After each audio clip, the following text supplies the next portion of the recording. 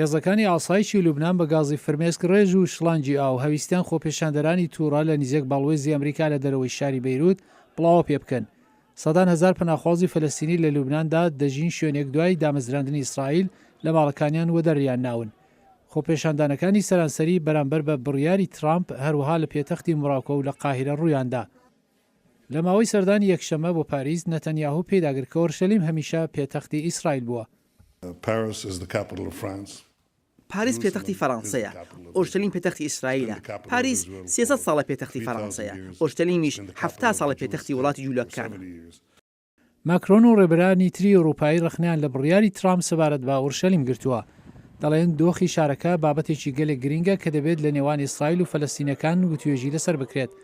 سەرۆکۆماری فەڕەنسا گوتی وڵاتەکەی پشتیوانی لە چارەسەری دوو وڵات بۆ کێشەی خۆرهەڵاتی ناوەڕاست دەکات و ئەو چارەسەریە خۆرهەڵاتی ئورشەلیم وەک پێتەختی وڵاتی داهاتووی فەلەستینەکان پێشبینی دەکات. فەڕەنسا خوازیارە دوو وڵاتەکە لە پلەی نێونەتەوەی سنوورەکانیان بە فەرمی بناسرێن و لە ئاشتیدا بژین و لە نێوان ئیسرائیل و فەلەستین لە هەرێمدا پێک بێن.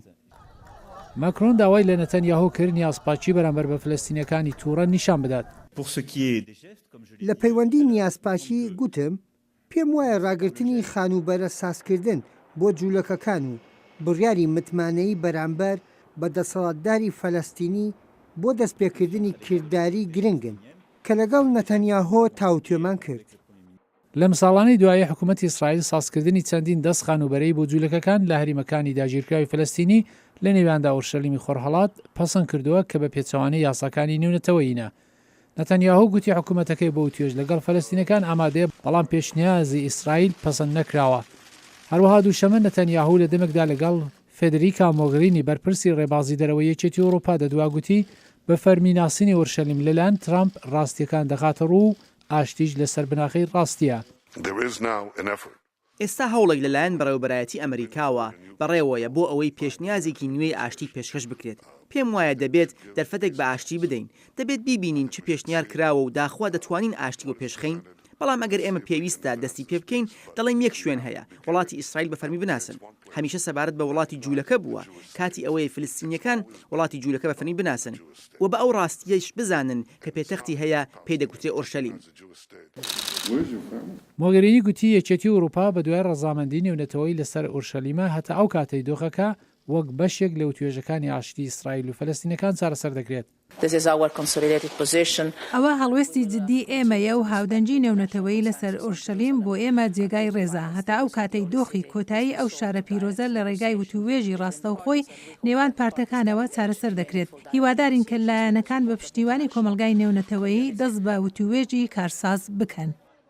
بڕیاری سەرۆک ترامپ لەلایەن بەشەکانی زۆر بە زۆری مسلمان و عەرەب لە جیهان بەرهەڵستی کراوە لە نێواندا شەپۆلێک لە خۆپێشاندانی ڕۆژی یەکشەمە ڕوویدا. زووتری یەکشەمە کۆمکاری عەرەب لە لێدوانێکدا دوای کۆبوونەوەی تەنگەتاوی وەزیرانی دەرەوە لە قاهیرە گوتیان بڕیاری ترامپ نەخشی ئەمریکا وەک پشتیوان و نێوبژیکار لە ڕەوتی ئاشتی خۆرهەڵاتی ناوەڕاست لادەدات. ئەو وەزیرانە داوایان لە ئەنجومەنی ئاسایش کرد کە بڕیارێک بۆ مەحکومکردنی بڕیاری ترامپ پەسەند بکەن. بەرپرسانی گەورەترین کەلیسا لە قاهیرە و زانکۆی ئەل-ئەزهەر گوتیان ئەوان نانەوێت چاوان بە جێگری سەرۆکی ئەمریکا مایک پێنس بکەوێت کاتێک 20 دەسەمبر سەردانی قاهیرە دەکات. سەرۆکی فەلەستینی مەحموود عەباسیش ڕایگەیاند چاوی بە پێنس ناکەوێت و دەڵێت ئەمریکا هێڵەکانی سووری سەبارەت بە ئۆرشەلیم بەزاندووە. گوتە بێژێک بۆ پێنس یەکشەمە گوتی جێگای پێناخۆشبوونە دەسەڵاتداری فەلەستینی جارێکی تر خۆ لە ئەو دەرفەتە دوور دەخاتەوە بۆ ئەوەی گوتوبێژ لەسەر داهاتووی هەریمەکە بکرێت.